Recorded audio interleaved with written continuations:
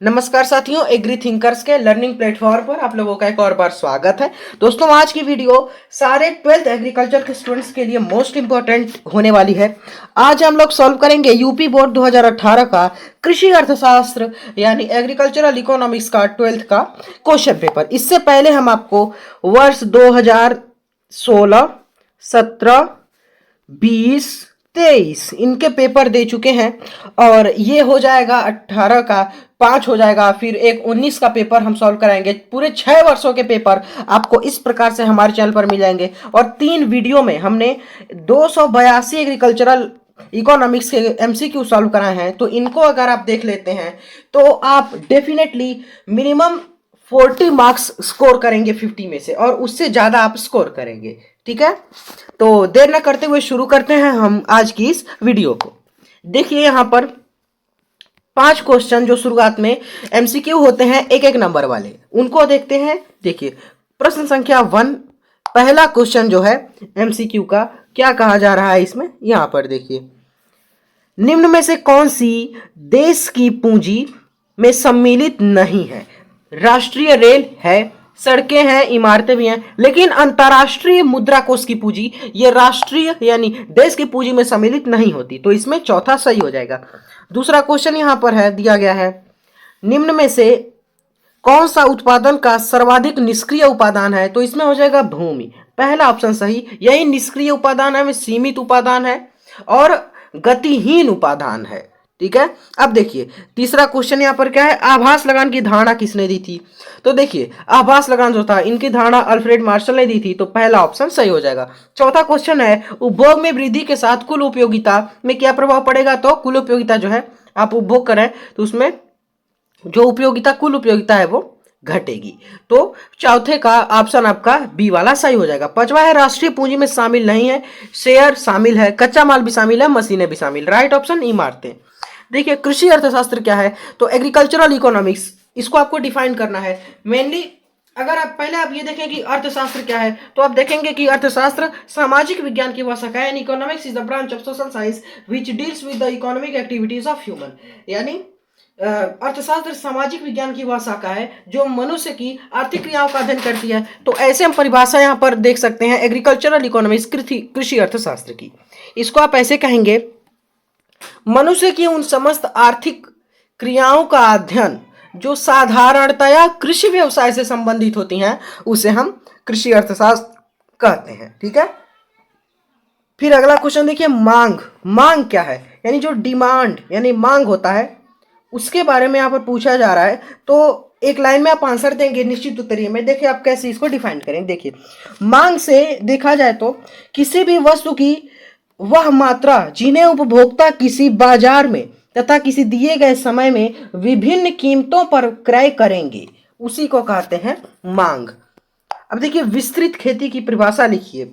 विस्तृत खेती यानी एक्सटेंसिव कल्टीवेशन, आपने पढ़ा होगा विस्तृत खेती और गहन खेती, यानी एक्सटेंसिव कल्टीवेशन और इंटेंसिव कल्टीवेशन। देखिए एक्सटेंसिव कल्टीवेशन में क्या होता है, इसमें हमारा होता यह है कि हम उपज बढ़ाने के लिए जो हमारी भूमि है, उपज बढ़ाने के लिए हम भूमि के आकार में वृद्धि किए जाते हैं, और किसकी तुलना में? तो श्रम और पूंजी यानी उपादानों की तुलना में। इसका मतलब यही है एक लाइन में कि हमको उपज बढ़ानी है तो हम श्रम और पूंजी में वृद्धि करने की बजाय भूमि के यानी जो खेत है उसके आकार में बढ़ाते हैं। जबकि गहन खेती यानी इंटेंसिव कल्टीवेशन, उसमें हम एक निश्चित भूमि के टुकड़े से यानी भूमि के आकार को न बढ़ाते हुए हम जो श्रम और पूंजी है उनकी इकाइयों में वृद्धि करते हैं। तो ये होता है। और भारत के लिए पूछा जाता है, भारत के परिप्रेक्ष्य में आपको ऐसे देख लेंगे गहन खेती यानी इंटेंसिव कल्टीवेशन सही होती है। तो ये हो जाएगा। सहकारिता से आप क्या समझते हैं? सहकारिता जैसा कि वर्ड है यहाँ पे देखिए, अगर आप इसको तोड़ेंगे सहकारिता को तो 2 वर्ड मिलेगा, सह प्लस कार्य यानी साथ कार्य करना, साथ साथ कार्य करना। तो ये होता है सहकारिता। अब एक लाइन में आप कैसे डिफाइन करेंगे? तो संगठन द्वारा बनाई गई प्रभावपूर्ण आत्म सहायता, उसी को कहते हैं सहकारिता। देखिए एक लाइन की परिभाषा है, प्रभावपूर्ण आत्म सहायता जो संगठन द्वारा बनाई गई है, तो आप लिखेंगे संगठन द्वारा बनाई गई प्रभावपूर्ण आत्म सहायता। और ये परिभाषा दी थी होरेंस प्लंकेट ने। अगर आप ऐसे करके इकोनॉमिस्ट का नाम लिखते हैं तो जिन्होंने दिया है, तो एक भी नंबर नहीं कटेंगे, तो डैश करके हम लिख देंगे होरेंस प्लंकेट। ठीक है, अब आगे देखिए यहां पर बैंक को परिभाषित कीजिए। बैंक यानी बैंक को डिफाइन करने के लिए बोल रहा है, तो मैं एक लाइन में आपको बैंक को परिभाषित कर रहा हूं। देखिए, बैंक वह व्यक्ति अथवा संस्था होता है जो मुद्रा तथा साख में व्यापार करता है। अब पहले हमने वीडियोस में देखा है साख क्या होता है, साख मतलब ऋण जो क्रेडिट होता है, और मुद्रा भी हमने आपको डिफाइन किया है। ठीक है, तो ये क्वेश्चन जो है सहकारिता वगैरह, ये देखा जाए तो लगातार कई वर्षों से रिपीट होते हैं, तो आप जरूर इनको ध्यान से देखेंगे। और बैंक ये हो गया, यानी वह व्यक्ति अथवा संस्था जो मुद्रा तथा साख में व्यापार करता है। अब यहाँ पर देखिए, बैंक जो है वो सिर्फ ऐसा ही जरूरी नहीं है सिर्फ संस्था ही होगी, वो व्यक्ति भी हो सकता है। कैसे, वो देखिए, जैसा कि आप लोगों को सुना ही होगा आप लोगों ने कहानियों में कि पहले के ज़माने में ये बैंक वगैरह तो होते नहीं थे, जो संस्थाएं हैं, इंस्टीट्यूशंस हैं। पहले ग्रामीण जो सेठ महाजन साहूकार वगैरह होते थे, उन लोगों से आज जो लोग हैं वो ऋण लेते थे, तो उनको कहा जाता है देसी बैंकर, यानी इंडिजीनियस बैंकर। तो ये इस प्रकार से आपको ये भी पता चल गया कि दो प्रकार के बैंक होते हैं। पहला है संस्था, पहला है यहाँ पर मॉडर्न बैंक यानी आधुनिक बैंक, और दूसरा है देसी बैंकर यानी इंडिजीनियस बैंकर। तो ये हो जाएगा। अब देखिए, धातु मुद्रा और पत्र मुद्रा में भी भेद कीजिए। इसमें कुछ खास है नहीं, क्योंकि अधि लघुत्तरीय में तो आपको 50 शब्दों में करना है। देखिए, इसमें याद करने वाली कोई चीज़ है ही नहीं इस क्वेश्चन में। जो सिक्का होता है, सिक्का कॉइन, और जो नोट होती है, आप उनके बीच में आपको जो भी अंतर पता चल रहा है वो आप कॉलम बना के लिख देंगे, वही है।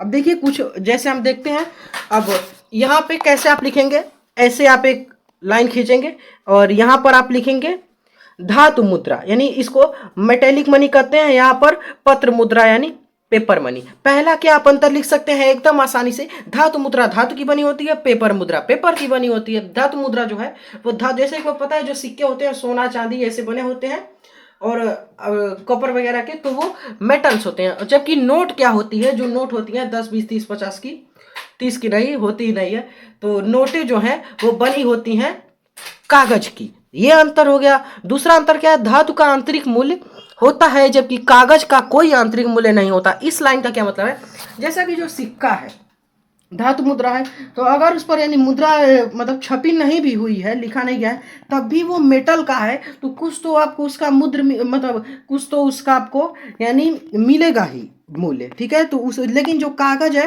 कागज पे नोट नहीं छपी है, कागज का कोई मूल्य ही नहीं है। ठीक है, ये अंतर है। अब अगला अंतर क्या है, देखिए, सिक्का जो है ये वजन में भारी होता है, एकदम आसान सी, और नोट क्या है, ये हल्का होता है। ये लिख सकते हैं अंतर। अगला अंतर क्या लिख सकते हैं, देखिए, जो सिक्का होता है उसको बनाने में यानी उसके निर्माण में खर्चा ज़्यादा पड़ता है, इसीलिए जो भारत सरकार है वो सिक्कों को यानी बनाना धीरे धीरे कम कर रही है, बंद कर रही है, जबकि जो नोट हैं उनके निर्माण में व्यय कम होता है। ठीक है, अब देखिए, सिक्का जो है उसे छोटे भुगतान के लिए, जो धातु मुद्रा होती है, सिक्का जो है उसको छोटे भुगतान के लिए यूज करते हैं, जबकि नोटें जो होती हैं उनको बड़े भुगतान के लिए। मतलब इसका यही है कि अगर आपको थोड़े से पैसे देने होंगे, 50 60 100 200, तो आप सिक्के से उसको भुगतान करेंगे। लेकिन अगर आपको हजारों 50 60 हजार लाखों में देना होगा, तब थोड़ी आप उसको सिक्का देना जाएंगे, तब तो आप नोट में भुगतान करेंगे। तो ये अंतर है। ठीक है, अब देखिए,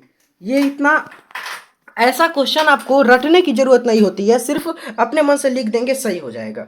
फिर देखिए, अंतर्राष्ट्रीय व्यापार का अर्थ स्पष्ट कीजिए। प्रश्न संख्या 12 है। ठीक है, अब अंतर्राष्ट्रीय व्यापार मतलब क्या, देखिए, नाम में ही उसकी परिभाषा छुपी हुई है। दो राष्ट्रों के बीच होने वाले व्यापार को अंतर्राष्ट्रीय व्यापार कहते हैं। फिर देखिए, अर्थशास्त्र में वितरण से क्या तात्पर्य है। वितरण मतलब क्या, वितरण शब्द में ही निकल रहा है वितरित करना, बांटना, डिस्ट्रीब्यूट करना, वही होता है डिस्ट्रीब्यूशन। लेकिन परिभाषा में कैसे कहेंगे, संयुक्त उत्पत्ति को उत्पादन के सभी उपादानों में बांटने की क्रिया को वितरण कहते हैं। अब देखिए, कुल लाभ क्या है, यानी इसको कहते हैं हम ग्रॉस प्रॉफिट, कुल लाभ। इसको आप कैसे परिभाषित करेंगे वो देखिए, उद्यमी की कुल लागत तथा कुल बाह्य लागतों का अंतर जो है उसको कुल लाभ कहते हैं। अब देखिए, मुद्रा के प्रकारों पर संक्षिप्त टिप्पणी लिखिए। तो जैसे पहले इसमें पहले क्वेश्चन बताया हमने, धातु पदार्थ के आधार पर आप दो रख सकते हैं, धातु मुद्रा, पत्र मुद्रा।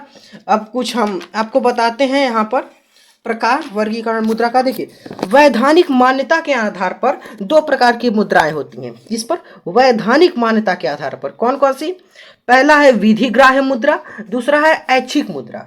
ये हो गया। अब उसके बाद से स्वभाव के आधार पर भी दो प्रकार की होती हैं, वास्तविक मुद्रा और दूसरा है हिसाब या लेखे की मुद्रा।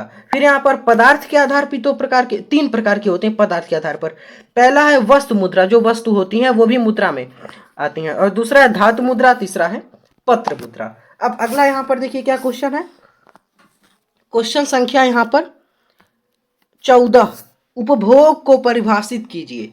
प्रश्न संख्या 14 यहाँ पर क्या कह रहा है, उपभोग यानी जो आपका होता है उसको परिभाषित करने के लिए यहाँ पर बोला जा रहा है। तो कैसे आप डिफाइन करेंगे उपभोग को, देखिए यहाँ पर उपभोग मतलब होता है, ऐसे सिंपली सा कह सकते हैं कि आवश्यकताओं की संतुष्टि के लिए वस्तुओं व सेवाओं का प्रत्यक्ष प्रयोग, उसको हम कहते हैं उपभोग। यानी आवश्यकता की संतुष्टि हो उसके लिए, देखिए उपभोग वस्तु व सेवा दोनों का प्रत्यक्ष प्रयोग उपभोग होता है, अप्रत्यक्ष प्रयोग उत्पादन होता है। इसको आप ध्यान में रखेंगे। तो ये एक लाइन की परिभाषा रही उपभोग की, यानी आवश्यकताओं की संतुष्टि के लिए वस्तुओं व सेवाओं का प्रत्यक्ष प्रयोग जो है उपभोग कहलाता है। ठीक है,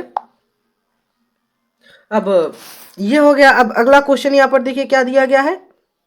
यहाँ पर हमने धातु मुद्रा अंतर्राष्ट्रीय व्यापार कर लिया, सभी वितरण उपभोग कुल लाभ का अर्थ ये भी हमने कर लिया।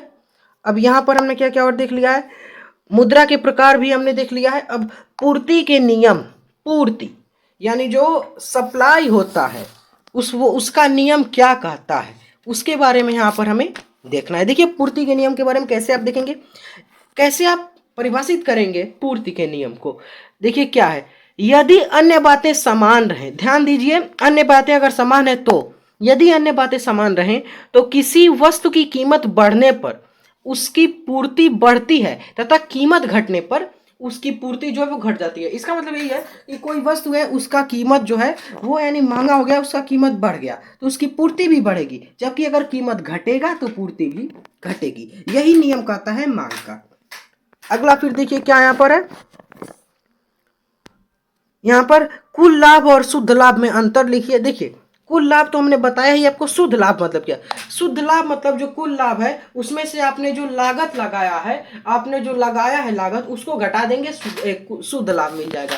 अब देखिए क्या अंतर करेंगे आप, जैसे अंतर आप ऐसे लिखेंगे, यहाँ पे लिखेंगे ग्रॉस प्रॉफिट कुल लाभ और यहाँ पे नेट प्रॉफिट यानी शुद्ध लाभ। पहला अंतर क्या आप कर सकते हैं कि कुल लाभ जो है वो व्यापक अवधारणा है और शुद्ध लाभ संकुचित अवधारणा है। ठीक है, इसका मतलब क्या, कुल लाभ में हमारा शुद्ध लाभ सम्मिलित रहता है, लेकिन अलावा भी और तत्व सम्मिलित रहता है, तो इसीलिए कुल लाभ व्यापक है जबकि शुद्ध लाभ संकुचित है। और अंतर क्या होगा, कुल लाभ में लागत जो है वो शामिल होती है जबकि शुद्ध लाभ में कोई लागत शामिल नहीं। जैसा कि मैंने आपको बता दिया कि कुल लाभ में से लागत घटा देंगे तो वो शुद्ध लाभ हो गया, तभी तो मैंने कहा शुद्ध लाभ में लागत शामिल नहीं होता है। और तीसरा अंतर क्या होगा, विभिन्न तत्वों का समावेश होता है कुल लाभ में, जबकि शुद्ध लाभ में क्या होगा, इसमें देखा जाए तो उद्यमी की योग्यता तथा जोखिम उठाने का पुरस्कार शामिल होता है।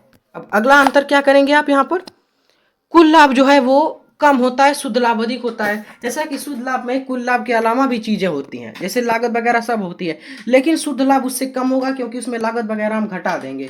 ठीक है, अगला अंतर देखिए, कुल लाभ में पूर्ण प्रतियोगिता में दीर्घकाल में कुल लाभ का कुछ अंश प्राप्त होता है और शुद्ध लाभ में पूर्ण प्रतियोगिता में दीर्घकाल में शुद्ध लाभ प्राप्त नहीं होता है। ये हो गया। अब ये आपका लाभ के बारे में हमने देख लिया। अब हम देखेंगे यहाँ पर प्रश्न संख्या 19 क्या कह रहा है वो देखिए। ये आपके 300 शब्द वाले प्रश्न होते हैं, विस्तृत उत्तरी 6 नंबर देता है एक क्वेश्चन।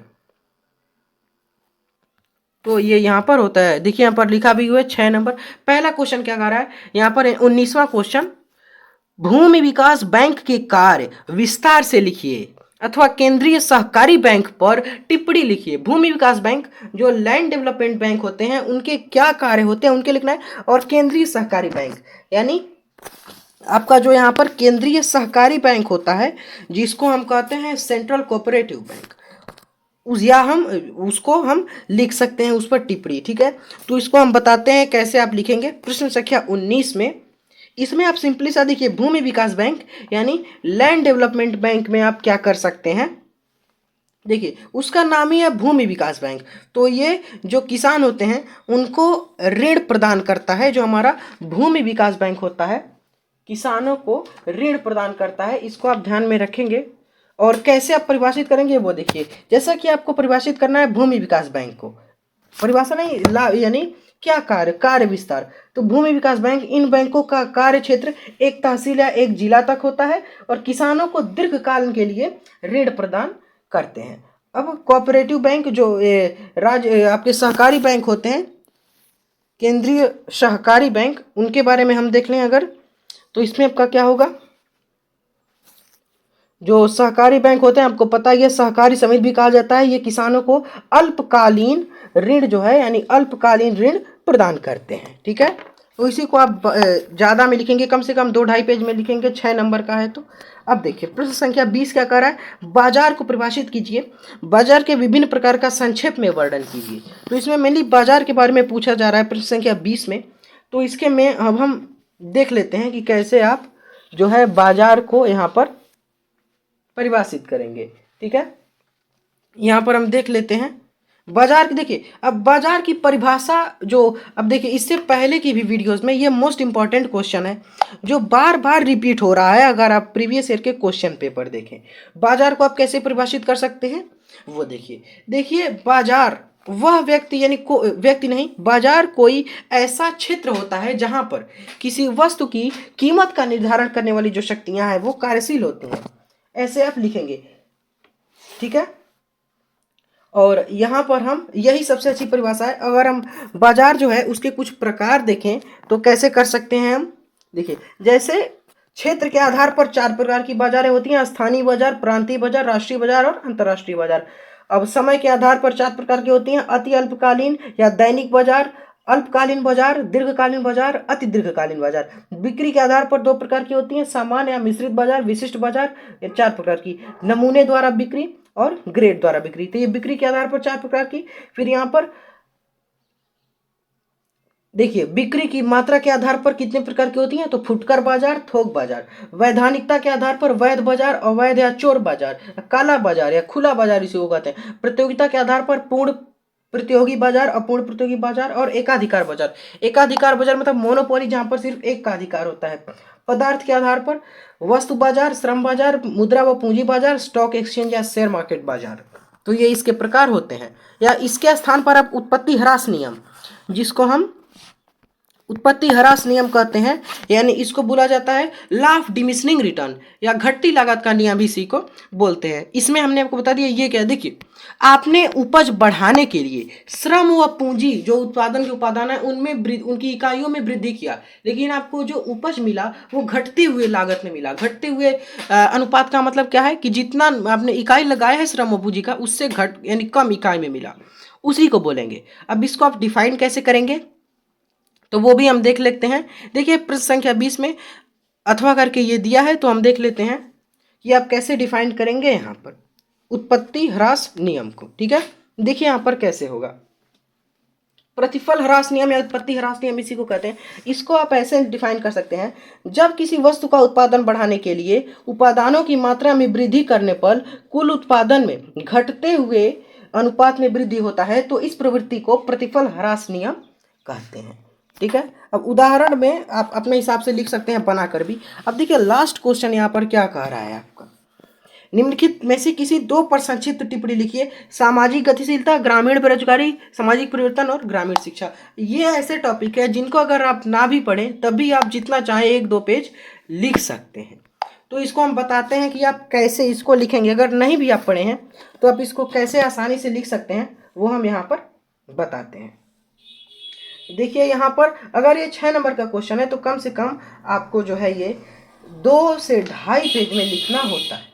इसको बताते हैं हम। देखिए सामाजिक परिवर्तन, जैसे हम बताएंगे सामाजिक परिवर्तन बताएंगे, सामाजिक गतिशीलता और ग्रामीण शिक्षा। देखिए क्या होता है इसमें, सामाजिक परिवर्तन का क्या अर्थ होता है। सामाजिक परिवर्तन सामाजिक संबंधों का परिवर्तन है। सामाजिक परिवर्तन में केवल वे परिवर्तन ही आते हैं जो सामाजिक ढांचे तथा क्रियाओं में होते हैं। देखिए कारक क्या होंगे सामाजिक परिवर्तन के, सांस्कृतिक कारक हो सकते हैं, प्रौद्योगिकी कारक, जैविकीय कारक, आर्थिक कारक, मनोवैज्ञानिक कारक, अन्य कारक, ये सारे कारक होते हैं। अब सामाजिक गतिशीलता क्या है, ये देखिए हम, यानी सोशल मोबिलिटी जिसको कह सकते हैं। देखिए, किसी समाज में विभिन्न प्रकार के समूहों के मध्य लोगों के आने जाने की निरंतर प्रक्रिया को ही सामाजिक गतिशीलता कहते हैं। इनके प्रकार देखिए, समरैखिक गतिशीलता, रैखिक गतिशीलता, ये होती हैं। स्तर के आधार पर भी होते हैं, जैसे व्यक्तिगत स्तर पर और सामूहिक स्तर पर। ये हो गया आपका सामाजिक गतिशीलता और सामाजिक परिवर्तन। अब ग्रामीण शिक्षा देखें, यानी जो हमारी रूरल एजुकेशन, यानी ग्रामीण शिक्षा में हम क्या कह सकते हैं। देखिए, इसमें क्या होता है, देखिए ग्रामीण शिक्षा की आवश्यकता क्यों पड़ती है, वो देखिए, देश में तीव्र विकास हेतु गांव की समस्याओं का समाधान परमावश्यक है। ग्रामीण समस्याओं के मूल में सबसे अधिक कारण अशिक्षा है, अतः ग्रामीण समस्याओं को सुलझाने के लिए गांवों में बेसिक शिक्षा तथा समाज शिक्षा का प्रसार होना चाहिए। ठीक है, और बेसिक शिक्षा बाल को, जैसे कि पता है बेसिक शिक्षा जो है वो दी जाती है सरकार के द्वारा फ्री। बेसिक शिक्षा जो है बालकों को समाज के योग्य नागरिकों के रूप में विकसित करेगी। समाज शिक्षा जो है वो वयस्कों का सर्वांगीण विकास करेगी। ग्रामीण शिक्षा के साधन क्या क्या हो सकते हैं, वो देखिए। पहला साधन यहाँ पे आप कर सकते हैं लाइब्रेरी यानी पुस्तकालय। दूसरा साधन वाचनालय जिसको रीडिंग रूम कह सकते हैं। तीसरा दूरदर्शन। चौथा चलचित्र। पांचवा आप कर सकते हैं चलती फिरती गाड़ियां। छठवां प्रदर्शनी। सातवां अजायब घर जो म्यूजियम होता है। आठवां क्रीड़ा केंद्र। इस प्रकार से आप कर सकते हैं। तो ये आपका जो पेपर है, यहाँ पर पूरे 21 प्रश्न यहाँ पर आपके समाप्त होते हैं। ठीक है, अब आपको यहाँ पर क्या करना है देखते हैं। देखिए, इसमें यहाँ पर स्क्रीन पर कुछ इंस्ट्रक्शंस आपको इस स्लाइड में दिख रहे हैं, इनको आप फॉलो कर सकते हैं। और पीडीएफ के लिए आप ज्वाइन करेंगे हमारा टेलीग्राम चैनल, जिसका लिंक दिया हुआ है डिस्क्रिप्शन में सबसे टॉप पर। और आप हमारे व्हाट्सएप ग्रुप को भी ज्वाइन कर सकते हैं, उसका भी लिंक डिस्क्रिप्शन में है। और इसके पहले आप हमारा पेपर देख सकते हैं 2016, 17, 20, 23, ये हो गया 18। अब इसके बाद लाएंगे 19 का आज ही। और 282 प्रश्न जो 3 वीडियो में है एग्रीकल्चरल इकोनॉमिक्स के, उसको भी आप जरूर देखेंगे। ठीक है, तो मिलते हैं 2019 के पेपर के साथ। और कल हम आपको 350 प्रश्न देंगे पशुपालन एवं पशु चिकित्सा विज्ञान का, जो आपका बोर्ड पेपर होगा। ठीक है, 350 प्रश्न, और उसका भी प्रीवियस ईयर पेपर आपको प्रोवाइड कराया जाएगा। तो मिलते हैं नेक्स्ट वीडियो में, देखते रहें agri thinkers. Thanks for watching, have a nice day.